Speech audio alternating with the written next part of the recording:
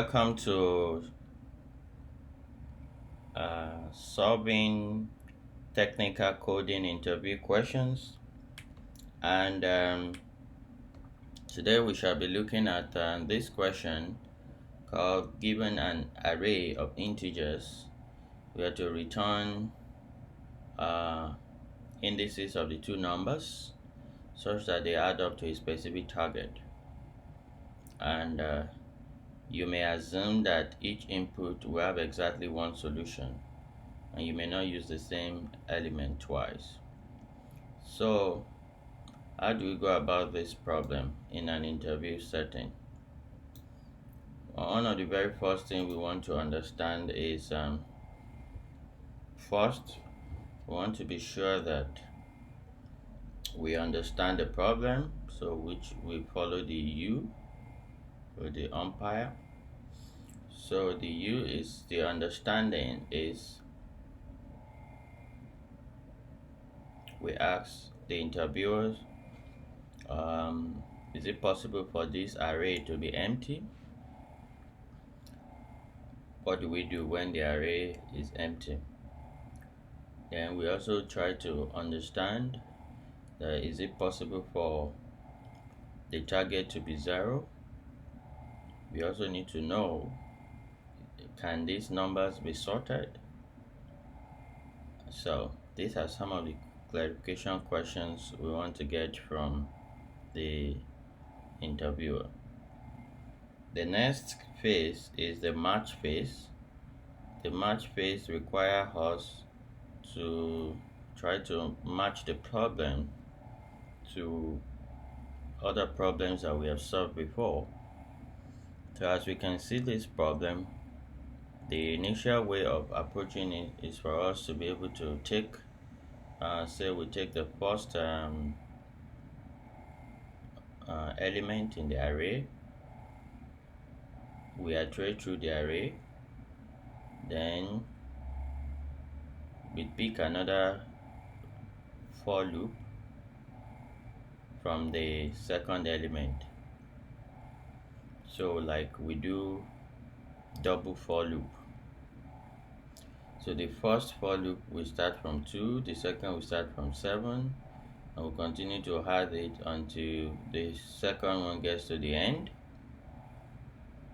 Then if we don't get the summation to be the target, then we shift the first for loop to 7, the second one starts from 11 until we get to the end, and we continue like that.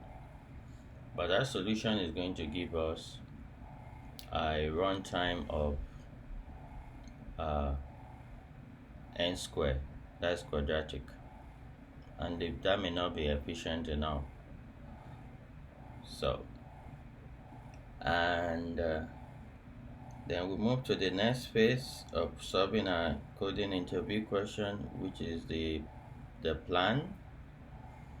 In the plan phase, we cross-check with the interviewer whether it's okay for us to go with the quadratic. If not, we can think of another way of doing it in a linear time. Then we also cross-check what is the memory constraint and the time constraint. Okay. Then the next phase is for us to implement. So now we're going to confirm from the interviewer which is okay for us to do. Should we go ahead and implement the quadratic, or we try something else? So at this phase, let's say the interviewer wants us to do the 2. We first of all do the brute force approach, which is the quadratic. Then we also now consider how to go about the linear time complexity. So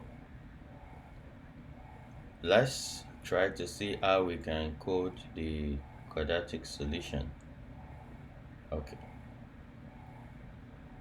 So for the quadratic solution, so what we then need to do is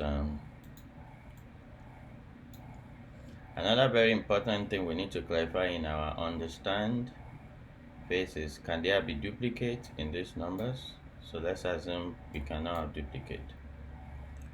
So let's go ahead and see how we can code the problem. So using the brute force approach, so we take the for loop through the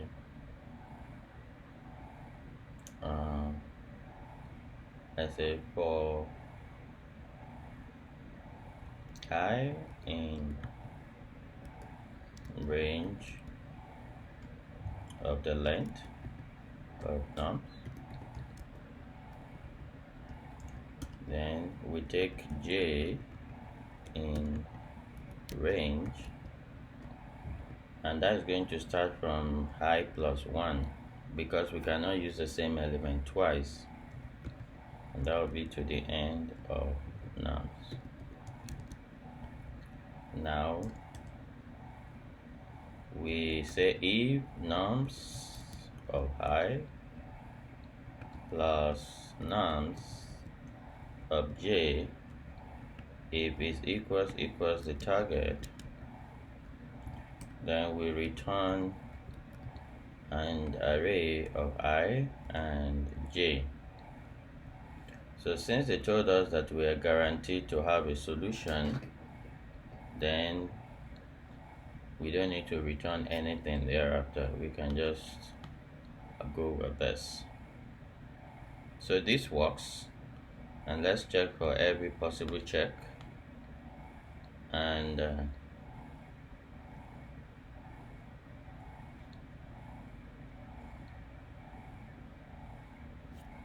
so requests take a lot of time.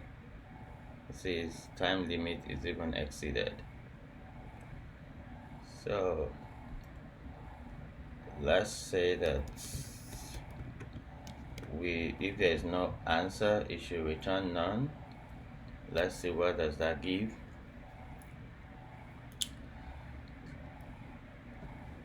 So don't forget that this is running a quadratic time, and yeah, it did run to completion if there's no result, but the time is just so much.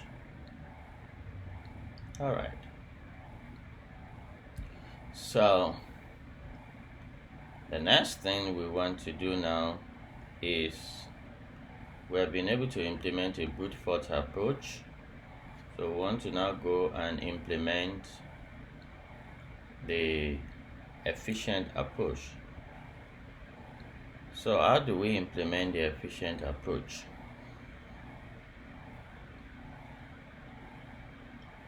That will be a little bit tricky. So the idea for an efficient approach will require us to say,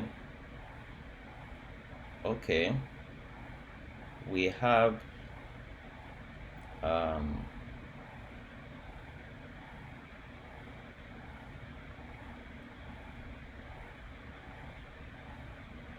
let's select this. So we have 2, 7, 11, and 15.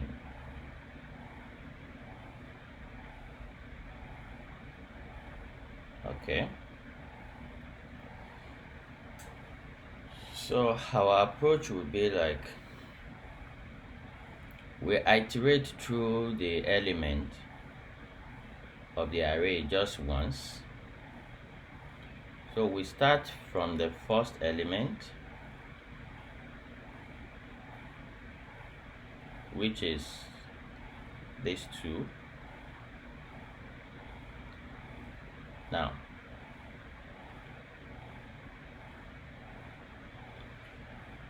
we will keep a data structure, a dictionary, of the elements that we are the numbers that we actually need. So in a way, we're going to trade off space for time. So in this case, we'll be using extra space. So what we're going to do is we keep a dictionary that we store the element that we're looking for. So let's call that dictionary needed. So we actually have a dictionary called needed. So this is a dictionary. Alright. So what we then do is, as we iterate through,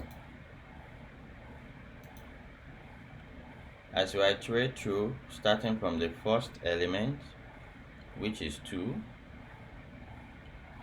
we check in the dictionary needed whether we need 2, whether 2 is what we're looking for. If 2 is what we're looking for, at that point we will return the index of 2, which will be 0.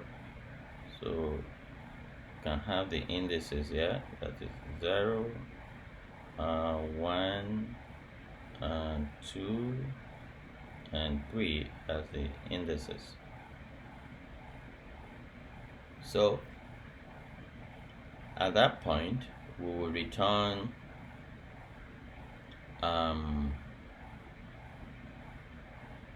the index of 2, which is 0, and we retrieve the index of the element that we have kept inside the needed, which will be 2. If not, we move to the next. We move our pointer from 2 to the next element, which will be 7. Okay. And what do? We check whether we need 7. We check in our dictionary whether we need 7. If yes, we return the index of 7 and the index of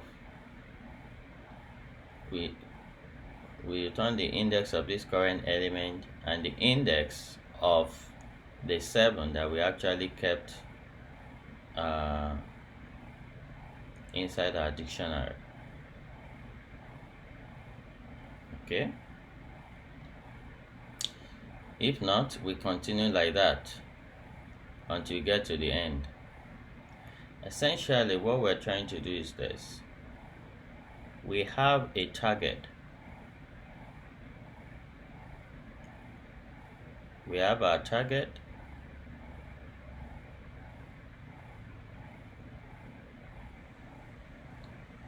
which in this case is equals to 9. So our target is 9 in this case. So by the time we're at 2, we're actually checking in our dictionary whether we need 2. In other words, we're checking in the dictionary whether 2 is what we need. Since our dictionary is empty, then what we do is that we are going to add the complement of 2, which will be 7. That is 9 minus 2. We're going to add 7 into the dictionary. Then we move to 7, the next element. We check in the dictionary whether 7 is there. Since 7 is there, then we return the current index and the index of 7 in the dictionary. A bit tricky, but that's the approach that we go with it. So just to restate one more time is we we start from 2.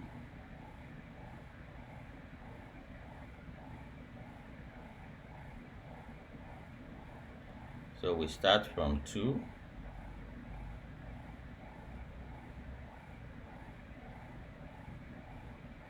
We check in our dictionary. Do we need 2? No. If we don't need 2, we are going to add into our dictionary the complement of 2. What is the complement of 2? That is 9 minus 2, 7. So we add 7 into our dictionary. Then we move to the next element, which is 7. Then we check in our dictionary, do we need 7? Now we see that we need 7. And 7 is already in our dictionary. Then we return the index of the 7 in our dictionary and also the index of the current element. At the time that we are adding 7 here, we will also add the index of the current element, which in this case the index of 2. That's the approach. So let's see how that will work in code. Alright. So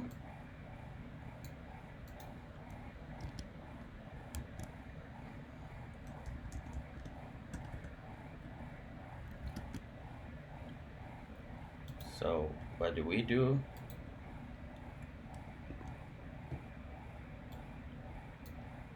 So we keep a dictionary called needed.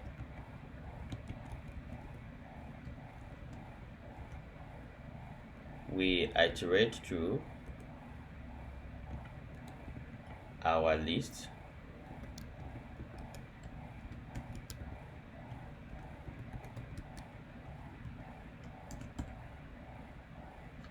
We check if the current element needed dot get of nums of I. If it is not none,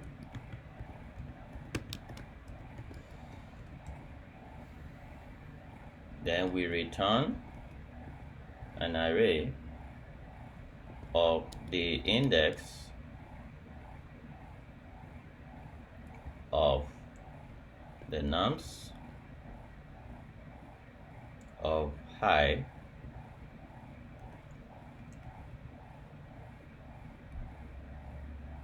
and the current index. But here, immediately we get into the number, we check the difference between our current number and the target. So if we see that we need the numbers, the current number, that is when this one will be is not none, then that means we have gotten to the summation we need. Else, what we do is we will add to needed the complement. That means now we are at 2. We needed 7, but 7 is not in the dictionary, so we add that 7 to the dictionary in case we see 7 later on in the future. So and we put the current index there. That's the idea. So once again, we pick the first number in our list, which is 2. We check in our dictionary, are we looking for 2? In this case, our dictionary is empty, so that means we're not looking for 2. Then we store in our dictionary the complement, which is 7. In case we see 7 in the future, then we can return, because we already keep the index of 2 in the dictionary. So we are looking for 7. We have already found 2. So this is the index of 2. So this will be kept in our dictionary. So, and this runs, and this is much more efficient.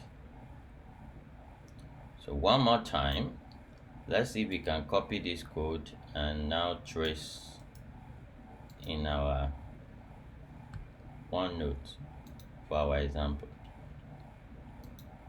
Let's see if I'm able to paste it. Good.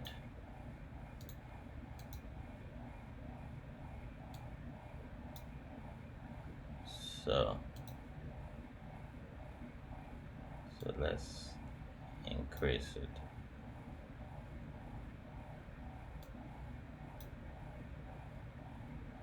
Possible for us to increase. So let's follow the code to be able to use it.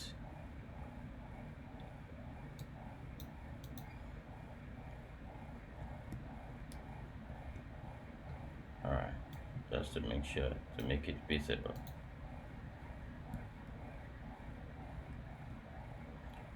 Okay. Okay.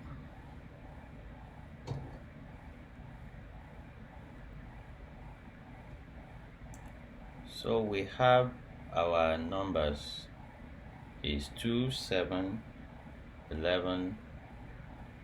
So our numbers, we have 2, 7, 11, and 15.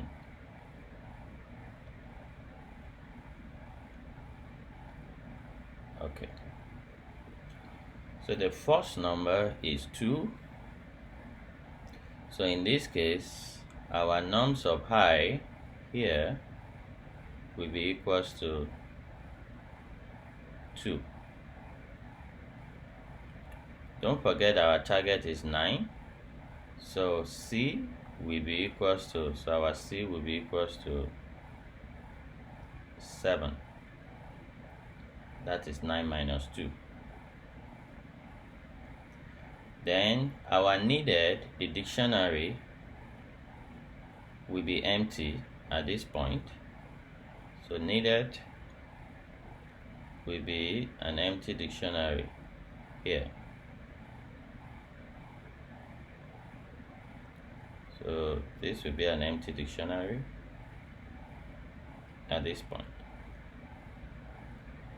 So we check, can we get these 2 in our dictionary?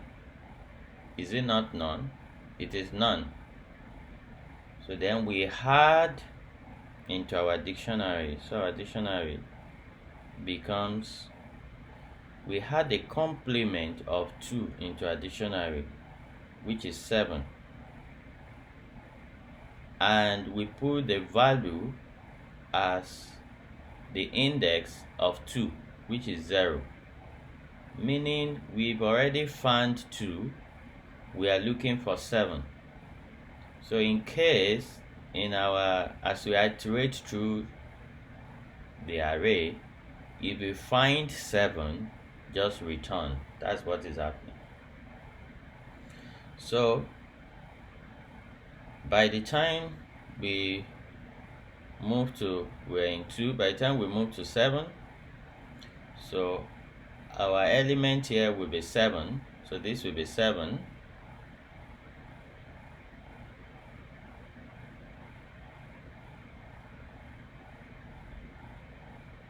So this will become 7 at this point. Our complement will be 9 minus 7, and that will give us 2. So our C will be 2. Okay, so this will become 2. Then we go into our dictionary. If needed.get 7, is not none, which is true, so there's 7 in our dictionary. Then we will return the value of 7 in our dictionary. Because 7 is the key, the value is 0, so this will give us 0. And our current index, we're in 7, which is index 1 and 1. So this is what we will return. Yeah, thank you for listening. Hopefully this makes sense. Do let us know what you're commenting, and do please subscribe and give us a thumb up. Thank you, and see you in the next one.